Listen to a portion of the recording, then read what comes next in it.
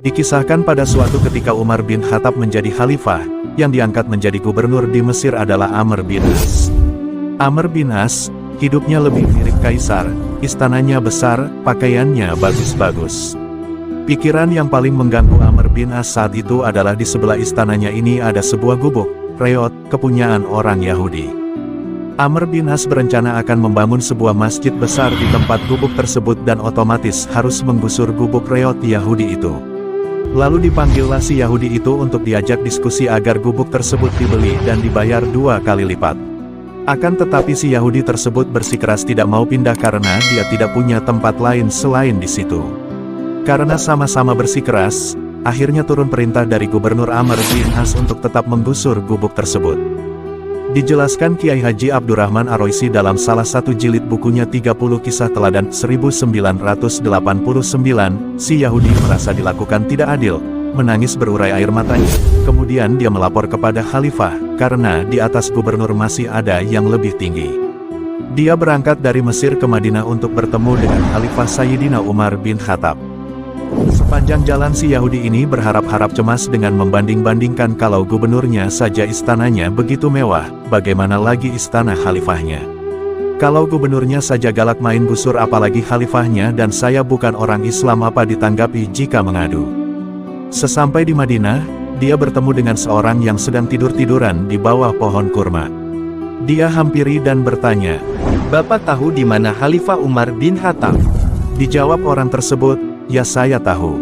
"Di mana istananya?" "Istananya di atas lumpur, pengawalnya yatim piatu, janda-janda tua, orang miskin, dan orang tidak mampu. Pakaian kebesarannya malu dan takwa."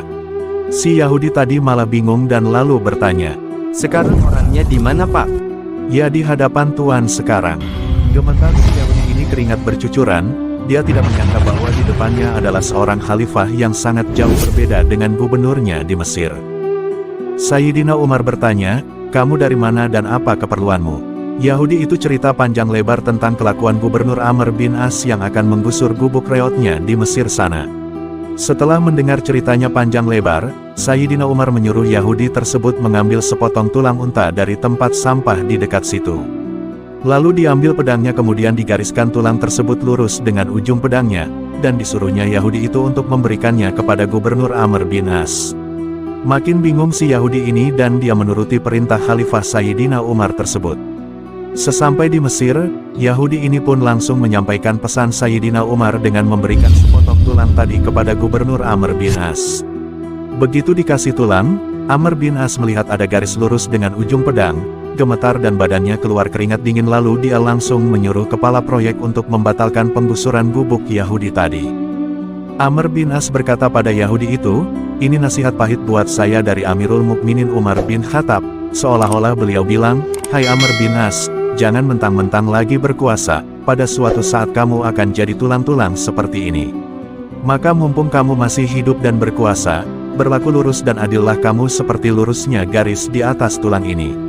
Lurus, adil, jangan bengkok, sebab kalau kamu bengkok maka nanti aku yang akan luruskan dengan pedangku." Setelah melihat keadilan yang dicontohkan pemimpin Islam Sayyidina Umar tersebut, akhirnya Yahudi itu menghibahkan gubuknya tadi untuk kepentingan pembangunan masjid, dan dia pun masuk Islam oleh karena keadilan dari Umar bin Khattab.